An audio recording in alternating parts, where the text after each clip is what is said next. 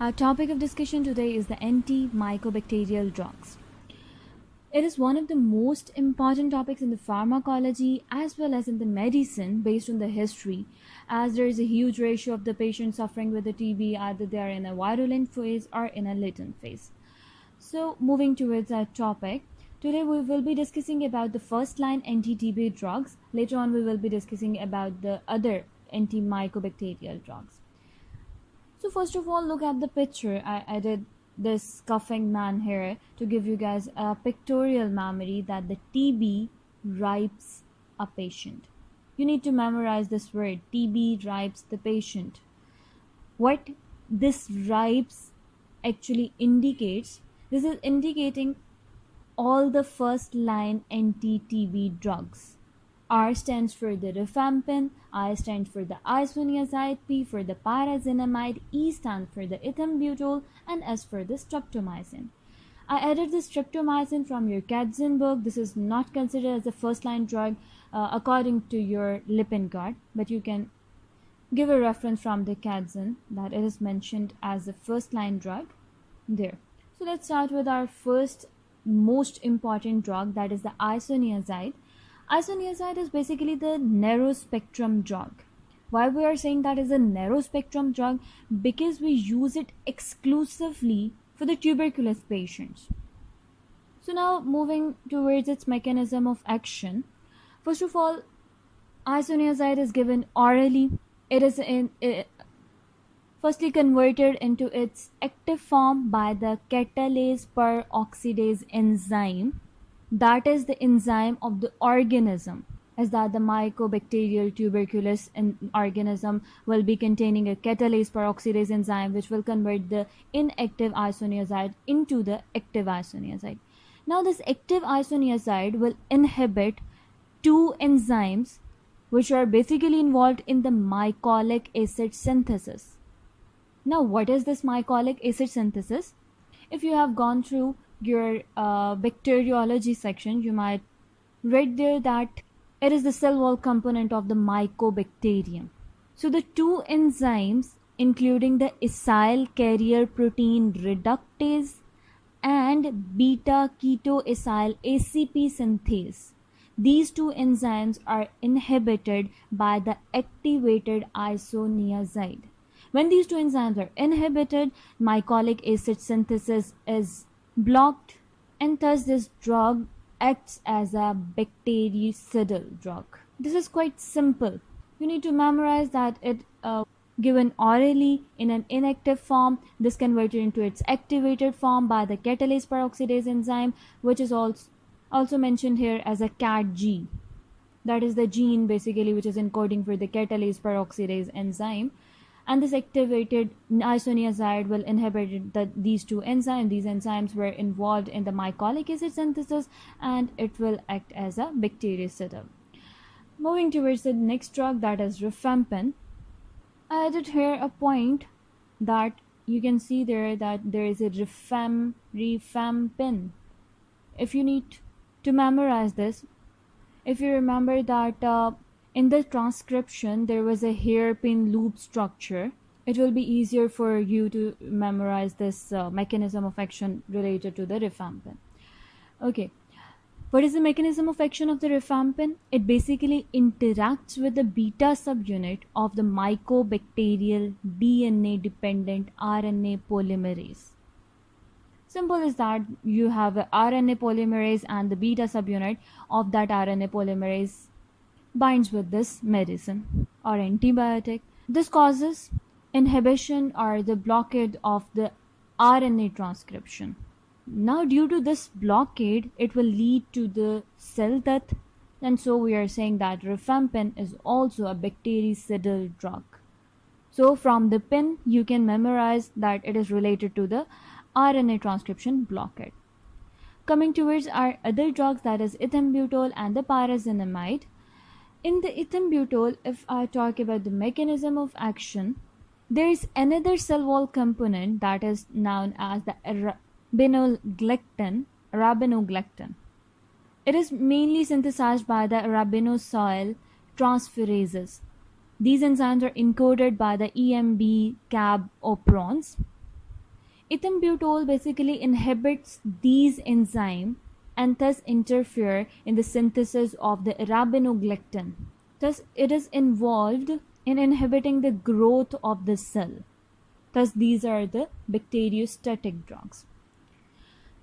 Coming towards the next drug, that is the pyrazinamide. Pyrazinamide mechanism of action is not fully known, but it is considered that it is an inactive drug and it has to be converted into its activated form, that is pyrazinoic acid, in the presence of the pyrazinamidases, which are encoded by the gene that is PNCA, and it is also the bacteriostatic. Our first two drugs, that is isoniazid and rifampin, are the bactericidal. Our last two drugs, ethambutol and pyrazinamide, are bacteriostatic. Giving a quick review from this diagram, we discussed that the isoniazid will be involved in inhibiting the mycolic acid synthesis, whereas the rifampicin or rifampin will be involved in the RNA transcription inhibition. Ethambutol is involved in the inhibition of the arabinoglycan synthesis, whereas the pyrazinamide mechanism of action is not fully known. Okay, here in this table, I have exclusively mentioned some of the basic points which you need to memorize as it is. Number one thing is, you need not to memorize all the thing that isoniazid is given orally and it excreted in the urine. Just you need to memorize that rifampin is excreted in the feces. Just rest of the description is similar in all the cases, that it is orally administered and excreted in the urine. Coming towards the part 2, the isoniazid has a specific point regarding being the pyridoxine congener. As it is structurally related to the pyridoxine, it will decrease the pyridoxine level in the patient who will be using the isoniazid. Thus, its most toxic effects are related to decreased pyridoxine in the patient. For this purpose, we administer the pyridoxine to the patient who is taking the isoniazid, and the concentration is mostly 25 to 50 milligram per day, and it mostly alleviates the effects caused by the isoniazid administration. You need to memorize the pyridoxine effect. Or anyone can ask you that why the pyridoxine is administered along with the isoniazid, or there can be any MCQ that which vitamin level is affected by the isoniazid administration. Second point is related to the rifampin. You need to memorize that the rifampin gives the orange red color to all the secretions, mostly to the sweat, to the urine, to the feces, even to the contact lenses and eyes and all that. You need to memorize this point. This is one of the most important MCQs from this chapter. Coming towards the ethambutol, it is another important point in this chapter is that ethambutol is related to the blurred vision and the red-green color blindness. Its toxicity is basically related to this. And pyrazinamide is related to the hyperuricemia and non-gouty polyarthralgia. This part of this table is very important to memorize. Coming towards the toxicities of the drugs, as I mentioned earlier regarding the isoniazid, that there will be the decreased pyridoxine effect in the patient who will be taking the isoniazid. It will include the peripheral neuritis, the restlessness, muscle twitching, and the insomnia. Other than that, there is dose adjustment in the patient who will be taking the isoniazid. If the patient is the slow acetylator or the fast acetylator, the dose need to be maintained accordingly. Because the metabolism of the isoniazid to its inactive form includes the acetylation of the isoniazid into its inactive products. If the person is the fast acetylator, then you need to increase the dose. If the person is a slow acetylator, you need to decrease the dose and the frequency. So based on this acetylation concept, it can be related to the hepatotoxicity. In the slow acetylators, it can cause the lupus-like syndromes, and isoniazid is also related to the drug interactions, as it may inhibit the hepatic metabolism of the drugs, including the warfarin, phenytoin, etc. In the rifampin, apart from color secretion, that is the orange red, there will be the skin rashes, thrombocytopenia, nephritis, and the liver dysfunctioning. Whereas the important point in this rifampin is if it is given often than twice the week, flu-like syndrome and anemia may occur. It is your MCQ. You need to memorize this. And the last from the pyrazinamide is the liver toxicity. The most important slide from the whole lecture is the anti-TB drug regimen.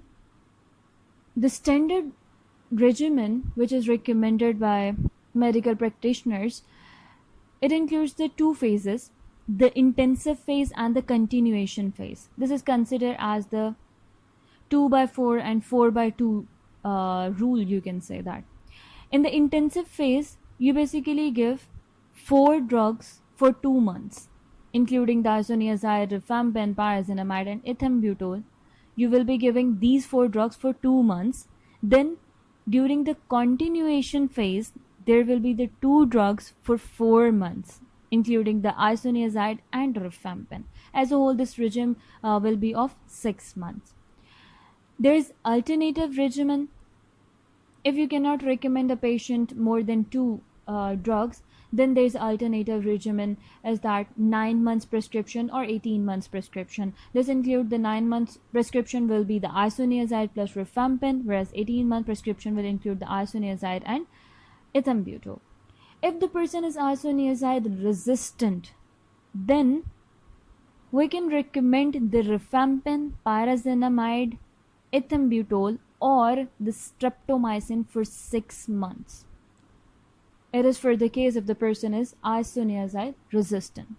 In the patient with the multi-drug resistant, we will be giving the 3 or more drugs to which the organism will be susceptible for 18 months. Now, how we consider these 18 months? 8 months when the patient is positive for the TB, whereas the 12 months follow-up when the sputum culture had been negative for the person. Right?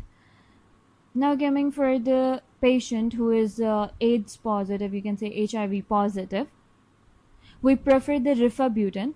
Rifabutin belongs to the rifamycin class.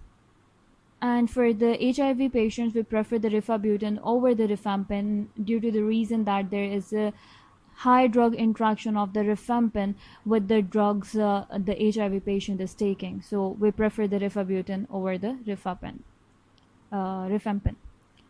Okay, for the prophylaxis and the latent TB regimen, isoniazid alone can be given as a sole drug for the prophylaxis, or rifampicin can be given as the drug combination with the isoniazid, as it is given once per weekly. Now these rifabutin and rifampicin belongs to the rifamycin class, and rifamycin basically includes the rifampin, rifabutin, rifampicin, and rifamycin. These all are included in the rifamycin classes. Last but not the least, the multi-drug resistant second line drug regimen. If the patient is resistant to all the drugs discussed above, we will be taking these drugs as our drug of choice for the TB patient. This include the amikacin, capreomycin, ciprofloxacin, ethionamide, para-aminosalicylic acid, cycloserine, and bedaquiline.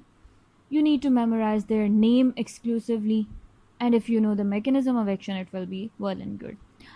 Then coming towards the extensively drug-resistant TB regimen, it is taken from the Lippincott, so you can check it from there. Clofazimine and linezolid may be employed empirically for the patient who show the extensively drug-resistant towards the other drugs. Thank you so much.